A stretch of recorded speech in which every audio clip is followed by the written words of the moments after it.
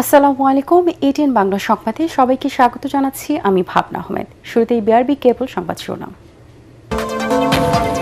December থেকে স্থানীয় সরকার নির্বাচন শুরু করতে চায় সরকার। মির্জা ফখরুল। নির্দলীয় ভোটে প্রার্থী দেবে না বিএনপি।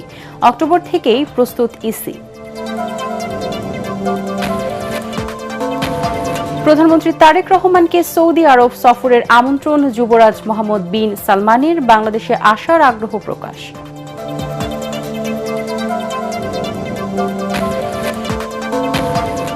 শনিবারের মধ্যে সব ক্লিনিকে প্রসূতি কেন্দ্র স্থাপন না করলে লাইসেন্স বাতিলের হুঁশিয়ারি স্বাস্থ্যমন্ত্রীর।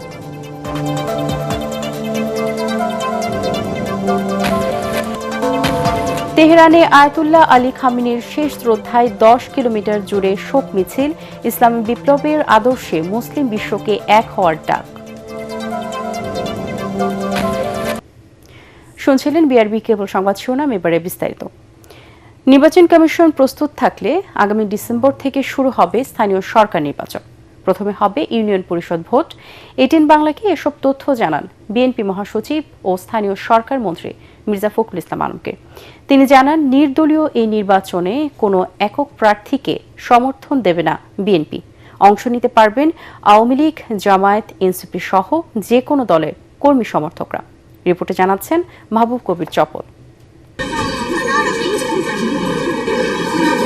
গণতন্ত্রের মূল স্তম্ভ ধরা হয় স্থানীয় সরকার নির্বাচন। ভালো মন্দের বিচারে প্রার্থী নির্বাচিত করবার সুযোগ পান ভোটাররা। কিন্তু 2015 সালে আওয়ামী লীগ সরকার দলীয় প্রতীকে নির্বাচন দেওয়ার পর থেকেই সেই সুযোগ হারান স্থানীয় বাসিন্দারা। প্রায় সব জায়গাতেই তাদের প্রার্থী ক্ষমতায় বসে।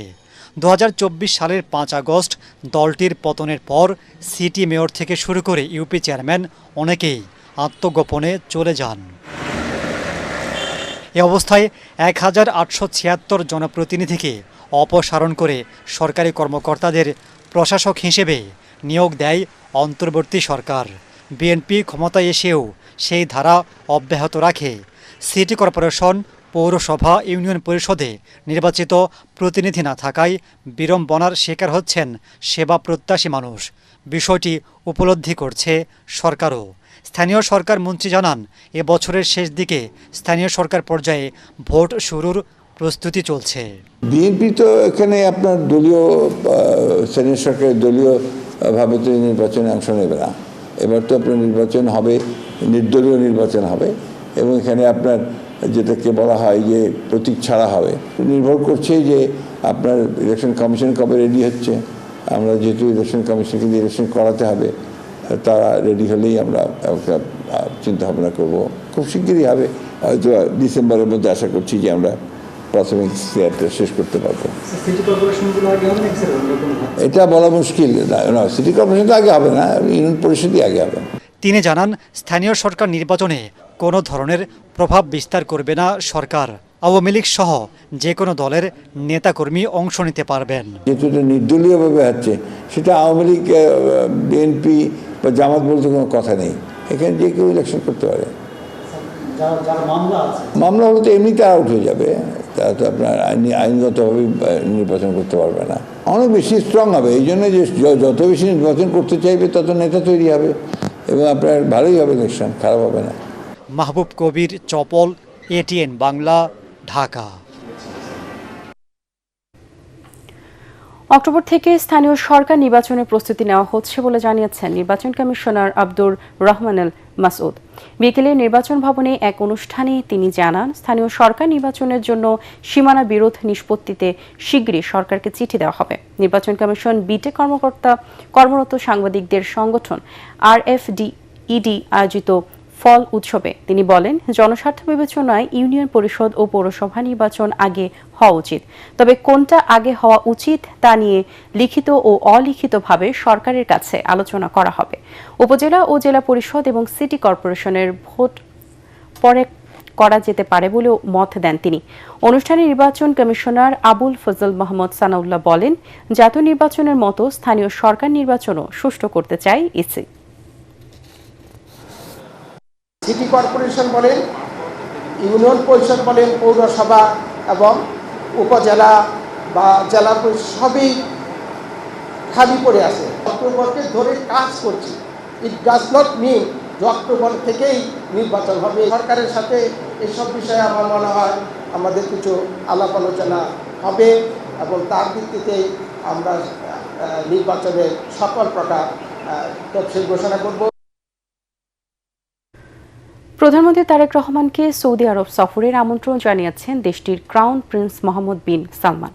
একই সাথে তিনি বাংলাদেশ সফরের আগ্রহ প্রকাশ করেছেন। প্রধানমন্ত্রী পররাষ্ট্র উপদেষ্টা হুমায়ুন কবির এসব কথা জানিয়েছেন। পররাষ্ট্র উপদেষ্টা জানান, সফর কবে হবে তা আলোচনার মাধ্যমে নির্ধারণ করা হবে। তিনি বলেন, সৌদি আরব বাংলাদেশে বাণিজ্য ও বিনিয়োগ বাড়াতে আগ্রহী। এর আগে প্রধানমন্ত্রী তারেক রহমানের সঙ্গে সৌজন্য সাক্ষাৎ করেন ঢাকায় নিযুক্ত সৌদি রাষ্ট্রদূত ডক্টর আবদুল্লাহ জাফর এইচ বিন আবিয়া। সচিবালয়ের মন্ত্রিপরিষদ বিভাগে অনুষ্ঠিত সাক্ষাতে সৌদি ক্রাউন প্রিন্স মোহাম্মদ বিন সালমান আল সৌদের চিঠি প্রধানমন্ত্রীর হাতে তুলে দেন রাষ্ট্রদূত। বৈঠকে দুই দেশের স্বার্থ সংশ্লিষ্ট বিষয়ে আলোচনা হয়। এ সময় পররাষ্ট্রমন্ত্রী ডক্টর খলিলুর রহমান, প্রধানমন্ত্রীর পররাষ্ট্র বিষয়ক উপদেষ্টা হুমায়ুন কবির ও সৌদি আরবের উপ রাষ্ট্রদূত ইব্রাহিম আবদুল্লাহ উপস্থিত ছিলেন। Mohammed bin Salman is also very much interested to visit Bangladesh at a convenient time. We are very positive about having a strategic cooperation and partnership with the Kingdom of Saudi Arabia. We will further strengthen it, and the ties will reach also, inshallah, new heights. দেশের সব বেসরকারি clinic ও হাসপাতালগুলোকে আগামী শনিবারের মধ্যে বাধ্যতামূলকভাবে labour room স্থাপনের নির্দেশ দিয়েছেন স্বাস্থ্যমন্ত্রী সরদার মোহাম্মদ শাকওয়াত হোসেন। নির্ধারিত সময়ের মধ্যে এই নির্দেশনা বাস্তবায়ন না হলে সংশ্লিষ্ট প্রতিষ্ঠানের লাইসেন্স বাতিল করা হবে বলেও কঠোর হুঁশিয়ারি দিয়েছেন তিনি। রাজধানী বিজয়নগরে বাংলাদেশ মিড ওয়াইফারি সোসাইটির এক অনুষ্ঠানে স্বাস্থ্যমন্ত্রী এই নির্দেশ দেন। এ সময় মন্ত্রী বলেন, উপজেলা পর্যায়ে গত 2 মাস ধরে ডেঙ্গু নিয়ন্ত্রণে কাজ চলছে। পরিচ্ছন্নতা অভিযান পরিচালনার পাশাপাশি এডিস মশার লার্ভা নিয়ন্ত্রণে আগামী 7 দিনের মধ্যে প্রয়োজনীয় ট্যাবলেট সরবরাহ করা হবে বলেও জানান তিনি। আগামী শনিবারের মধ্যে বাংলাদেশের সকল ক্লিনিকগুলিতে লেবার রুম প্রতিষ্ঠিত করতে হবে। যারা না করবে তাদের লাইসেন্স বাতিল করে দেব এবং সেই ক্লিনিক বন্ধ করবে। আন্তর্জাতিক প্রসঙ্গ। মার্কিন হামলায় নিহত ইরানের সর্বোচ্চ নেতা আয়াতুল্লাহ আলী খামেনিকে শ্রদ্ধা জানানোর শোক মিছিল পরিণত হয়েছে আধিপত্যবাদীদের বিরুদ্ধে প্রতিবাদী সমাবেশে। শেষবারের মতো তার কফিন ছুঁয়ে দেখতে রাজধানী তেহরানের 10 কিলোমিটার জুড়ে ঢল নামে সাধারণ মানুষের। শেষ বিদায়ে অংশ নিয়ে মুসলিম বিশ্বকে ইসলামী বিপ্লবের আদর্শে এক হওয়ার আহ্বান জানান শোকার্ত জনগণ। এ সময় নিরাপত্তা নিশ্চিতে বন্ধ রাখা হয় তেহরানের আকাশসীমা। জাহিদুল আলমের রিপোর্টে থাকছে বিস্তারিত। কষ্টের কালো ছায়ায় ঢেকে আছে তেহরান। ইন্তেকাম ইন্তেকাম প্রতিশোধের বার্তায় ভেঙে যাচ্ছে শোকের নিস্তব্ধতা। ইরানের পথঘাট, এমনকি পাথুরে প্রান্তরও যেন ভিজে গেছে প্রিয় নেতার শেষ বিদায়ের অশ্রুজলে। তীব্র গরমে সোমবারও লাখ লাখ মানুষ আসেন মার্কিন হামলায় নিহত ইরানের প্রয়াত সর্বোচ্চ নেতা আয়াতুল্লাহ আলী খামেনিকে শ্রদ্ধা জানাতে।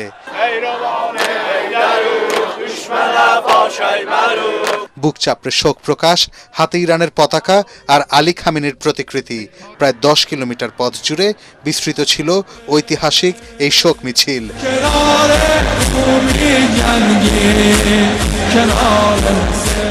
এতে অংশ নেন প্রেসিডেন্ট মাসুদ পেজেশকিয়ান সহ ইরানের শীর্ষ কর্মকর্তারা।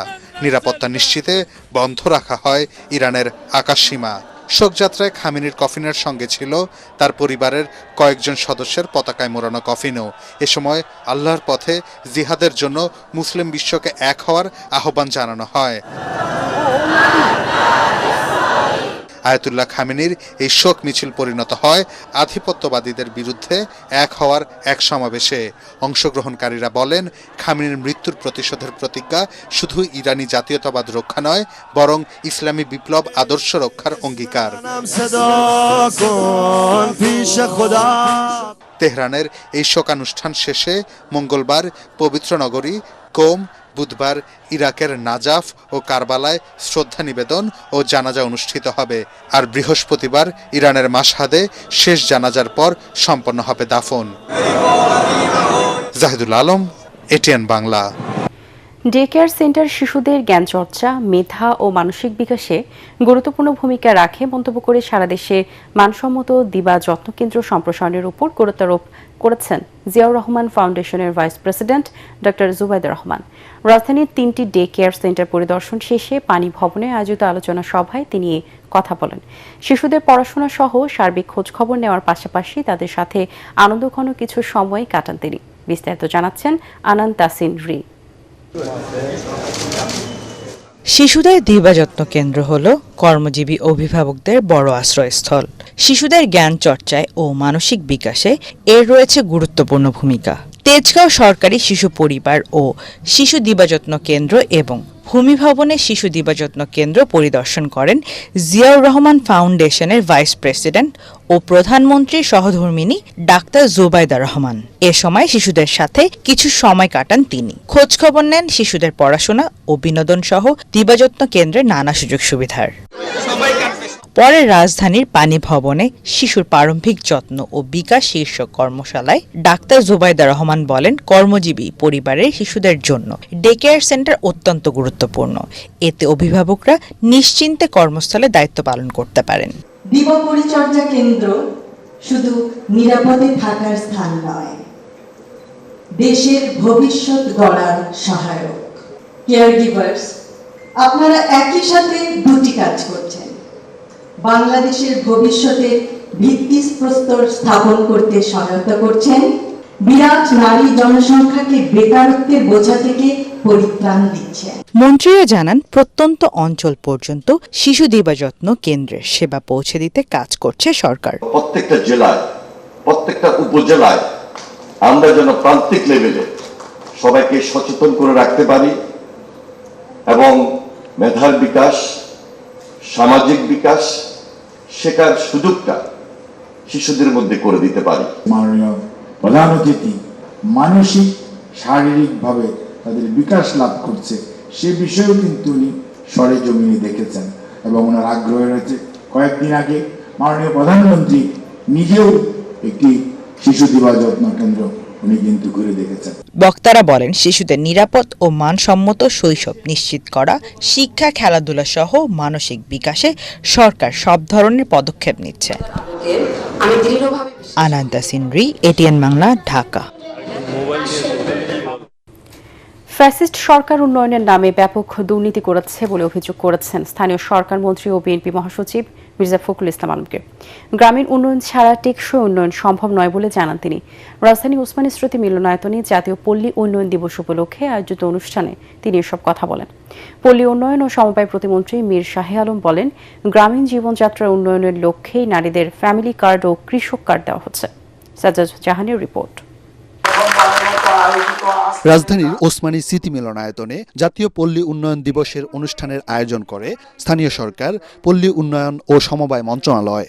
উন্নয়ন তখন টেকসই হয় যখন তা শহর কেন্দ্রিক না হয়ে গ্রাম পর্যন্ত বিস্তৃত হয়। দিবসের আলোচনায় অংশ নিয়ে পল্লী উন্নয়ন ও সমবায় প্রতিমন্ত্রী মীর শাহে আলম বলেন, সরকার পল্লী উন্নয়নের লক্ষ্যেই ফ্যামিলি কার্ড ও কৃষক কার্ড দিচ্ছে।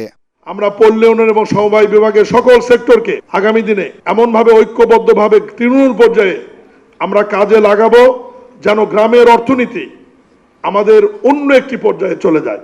অনুষ্ঠানে প্রধান অতিথির বক্তব্যে স্থানীয় সরকার মন্ত্রী মির্জা ফখরুল ইসলাম আলমগীর বলেন, বিগত সরকার উন্নয়নের নামে ব্যাপক দুর্নীতি করেছে, সে কারণে তৃণমূল পর্যায়ের মানুষের জীবনমানের উন্নয়ন হয়নি। বিগত সময়ে ফ্যাসিস্ট সরকার তারা অনেক কাজ করার চেষ্টা করেছে, দেখিয়েছে, কিন্তু যা কাজ করেছে তার অর্ধেক চুরি করেছে। যখন গ্রামে গেছি গিয়ে দেখি যে রাস্তাঘাট নাই, তাহলে এত টাকা এলজিইডির গেল কোথায়? এর আগে সিরডাপের ৪৭তম প্রতিষ্ঠাবার্ষিকীর অনুষ্ঠানে মির্জা ফখরুল বলেন, পল্লী উন্নয়ন বর্তমান সরকারের অন্যতম প্রধান এজেন্ডা। দেশকে এগিয়ে নিতে সবাইকে ঐক্যবদ্ধভাবে কাজ করারও আহ্বান জানান তিনি। Our government has given priority to education and health sector, which will strengthen the capacity of the rural community. Sajjad Jahan, ATN Bangla, Dhaka. দেশের রপ্তানি সক্ষমতা বাড়াতে সরকার অর্থনীতি বান্ধব রাজনীতি করতে চায় বলে মন্তব্য করেছেন তথ্য ও সম্প্রচার মন্ত্রী। রপ্তানিকে অগ্রাধিকার দিয়ে অর্থনীতিকে এগিয়ে নিতে হবে জানিয়ে তিনি বলেন, প্রবৃদ্ধি অর্জনে সব ধরনের নীতি কাঠামো পরিবর্তনেও সচেষ্ট সরকার। জাতীয় প্রেস ক্লাবে বেসরকারি সংস্থা র্যাপিড আয়োজিত আলোচনা সভায় মন্ত্রী জহিরুদ্দিন স্বপন এসব কথা বলেন। এলডিসি থেকে উত্তরণ ও বাণিজ্য সক্ষমতা শীর্ষকে সভায় অন্যান্যের মধ্যে বক্তব্য রাখেন সংগঠনের সভাপতি ডক্টর এম.এ. রাজ্জাক। রপ্তানি বাড়াতে যে চ্যালেঞ্জগুলো আছে তা মোকাবেলায় সরকারকে কার্যকর পদক্ষেপ নেওয়ার পরামর্শ দেন বক্তারা। এমন কোনো প্রাকৃতিক সম্পদ সর্বশক্তিমান আমাদের এখানে দেননি যা রপ্তানি করে করে আমরা নিশ্চিন্তে ঘুমাতে পারি। এই পর্যায়ে একটি দেশকে যদি সামনে নিতে হয় তাহলে অর্থনীতি বান্ধব রাজনীতিটাই যে একমাত্র টার্গেট, সে কারণেই আমরা ক্ষমতায় যাওয়ার আগেই কিন্তু সংস্কারের কথা বলেছি। আমাদের রপ্তানি সক্ষমতা বাড়ানোর জন্য এই নীতি সংস্কার এবং নীতি কাঠামোর যে পরিবর্তন, সেই পরিবর্তনগুলিকে আমাদের নিয়ে আসতে হবে। জুলাই অভ্যুত্থানের 2 বছর পূর্তি উপলক্ষে দেশব্যাপী পদযাত্রার অংশ হিসেবে বিকেলে গাজীপুরের কালীগঞ্জে পৌঁছায় এনসিপি নেতৃবৃন্দ। এ সময় পথসভায় বক্তব্য রাখেন এনসিপির আহ্বায়ক ও সংসদ সদস্য নাহিদ ইসলাম, সদস্য সচিব আক্তার হোসেন এমপি ও দলের উত্তরাঞ্চলীয় মুখ্য সংগঠক সার্জিস আলম। এ সময় সার্জিস আলম বলেন, বেকারদের কর্মসংস্থান সৃষ্টি, বিদ্যুৎ সমস্যার সমাধান এবং সীমান্তে নিরাপত্তা নিশ্চিত সহ 5 দফা দাবিতে তারা এই পদযাত্রা শুরু করেছেন। পর্যায়ক্রমে দেশের সকল উপজেলা এবং পৌরসভায় তার পদযাত্রা কর্মসূচি পালিত হবে।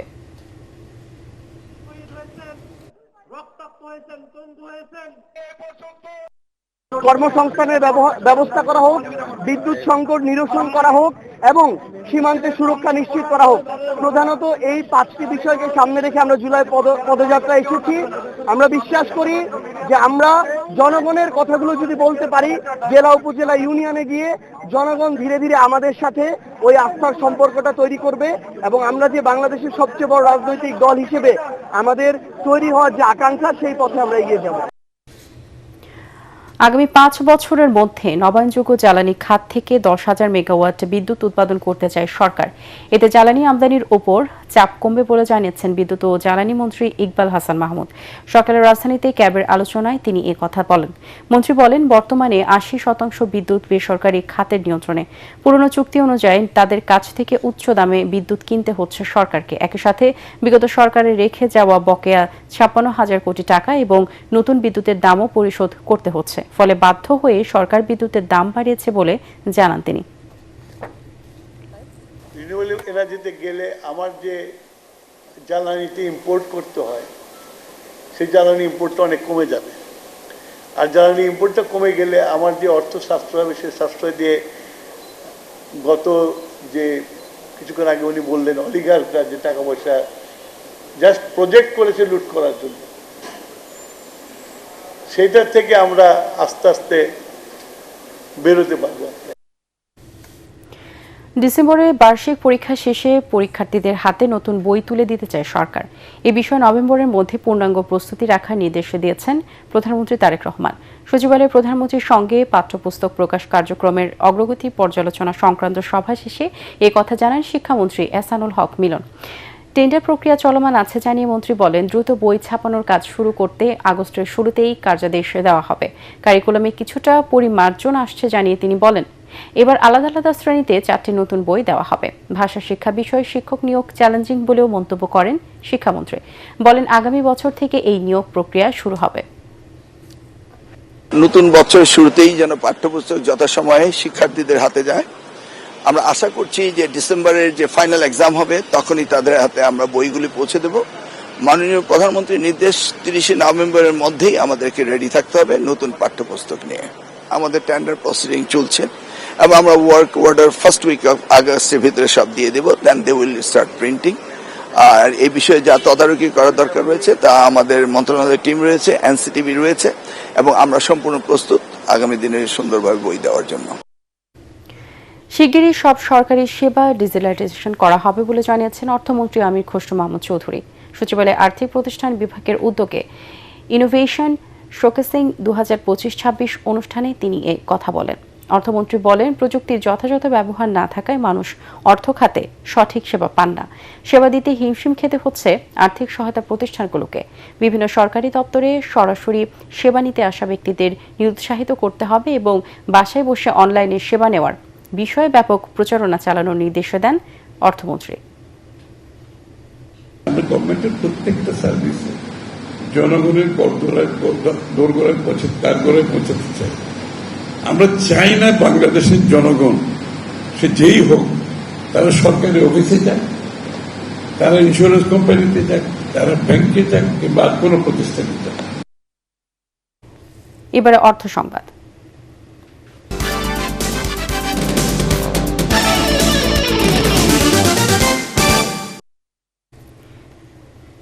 দেশের জাহাজ রিসাইক্লিং শিল্পকে আন্তর্জাতিক পরিবেশ ও নিরাপত্তা মানদণ্ডে আনতে গ্রিন লাইসেন্স বাধ্যতামূলক করার কথা জানিয়েছে সরকার। চট্টগ্রামের সীতাকুণ্ডে PHP ship breaking and recycling yard পরিদর্শন শেষে এই কথা জানান বাণিজ্য, শিল্প এবং বস্ত্র ও পাট মন্ত্রী খন্দকার আব্দুল মুক্তাদির। তিনি বলেন, পর্যায়ক্রমে সব জাহাজ রিসাইক্লিং ইয়ার্ডকে গ্রিন সার্টিফিকেশনের আওতায় আনা হবে। একই সঙ্গে শিল্পের নীতিগত ও পরিচালনাগত জটিলতা দূর করে এ খাতকে আরও আধুনিক ও টেকসই করা হবে। তিনি বলেন, একসময় বিশ্বের প্রায় ৪৫% জাহাজ বাংলাদেশে রিসাইক্লিং হতো এবং এ খাতে দেশ শীর্ষ অবস্থানে ছিল। বর্তমানে সেই অবস্থান হারালেও সরকার আবারও শীর্ষস্থান ফিরে পেতে কাজ করছে। এ সময় PHP ship breaking and recycling yard পরিদর্শন করে সন্তোষ প্রকাশ করেন তিনি। পরে বাংলাদেশ শিপ ব্রেকার্স অ্যান্ড রিসাইক্লার্স অ্যাসোসিয়েশনের নেতাদের সঙ্গে বৈঠকে শিল্পের বিভিন্ন সমস্যা, সম্ভাবনা এবং উন্নয়নের করণীয় নিয়ে আলোচনা করেন মন্ত্রী। ওনাদের সমস্যাটা কি, এটা ওনাদের সাথে শেয়ার করার জন্য এসেছি আমি। যদি কোনো সমস্যা থেকে থাকে, ব্যবসায়িক কোনো সমস্যা, সরকারি নিয়ম নীতির কোনো সমস্যা, সেগুলি যাতে দ্রুত সমাধান হয় সেই জন্যই আমার আশা। সরকার বিভিন্ন ক্র্যাশ প্রোগ্রাম নিয়ে চিন্তা করছি, আমরা কিছু ফিজিবিলিটি স্টাডি করছি, দ্রুত কি উপায়ে অধিকতর গ্যাসের যোগান দেওয়া যায়, এগুলি নিয়ে আমরা কাজ। ব্যবসায়ী এবং চাকরিজীবীদের টার্গেট করে হানি ট্র্যাপের মাধ্যমে বাসায় ডেকে ব্ল্যাকমেইলিং এর অভিযোগে এক চক্রের 5 সদস্যকে গ্রেপ্তার করেছে ঢাকা মহানগর গোয়েন্দা পুলিশের সাইবার অ্যান্ড স্পেশাল ক্রাইম বিভাগ। গত 3 জুলাই রাজধানীর বিভিন্ন এলাকায় অভিযান চালিয়ে তাদেরকে গ্রেপ্তার করা হয়। ডিএমপি মিডিয়া সেন্টারে সংবাদ সম্মেলনে সাইবার অ্যান্ড স্পেশাল ক্রাইম বিভাগ দক্ষিণের উপ পুলিশ কমিশনার তরিকুল ইসলাম জানান, সামাজিক যোগাযোগ মাধ্যমে পরিচয়ের পর প্রেমের অভিনয় করে ফ্ল্যাটে ডেকে নেওয়া হতো। পরে আপত্তিকর ভিডিও ধারণ করে ভুক্তভোগীদের থেকে লাখ লাখ টাকা হাতে নিত প্রতারক চক্রটি। একাধিক ব্যক্তিকে ব্ল্যাকমেইলিং এর তথ্য পাওয়া গেছে চক্রটির বিরুদ্ধে। রাজধানীর বিভিন্ন থানায় গ্রেপ্তারকৃতদের বিরুদ্ধে একাধিক মামলাও রয়েছে বলে জানানো হয় সংবাদ সম্মেলনে। এবারে খেলার খবর।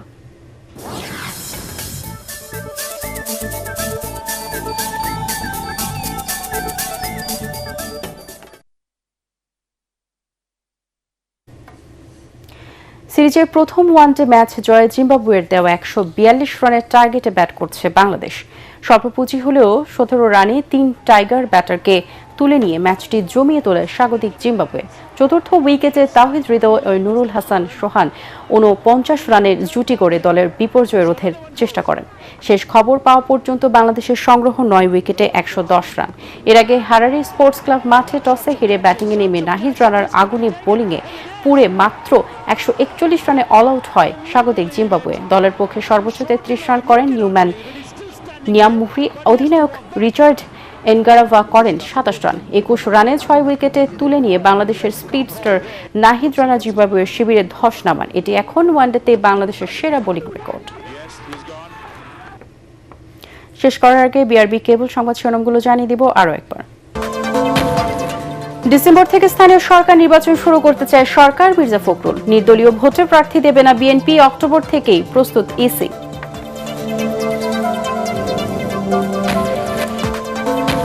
প্রধানমন্ত্রী তারেক রহমানকে সৌদি আরব সফরের আমন্ত্রণ, যুবরাজ মোহাম্মদ বিন সালমানের বাংলাদেশে আসার আগ্রহ প্রকাশ।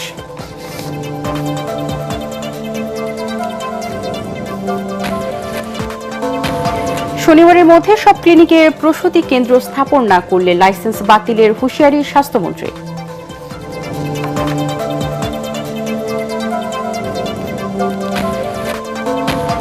তেহরানে আয়াতুল্লাহ আলী খামেনির শেষ শ্রদ্ধায় 10 কিলোমিটার জুড়ে শোক মিছিল, ইসলামী বিপ্লবের আদর্শে মুসলিম বিশ্বকে এক হওয়ার ডাক। পরবর্তী সংবাদ দেখার আমন্ত্রণ জানিয়ে এখনকার মতো শেষ করছি এটিএন বাংলার সংবাদ। ইউটিউবে দেখতে ব্রাউজ করুন youtube.com/ATN বাংলা নিউজ। ধন্যবাদ সবাইকে।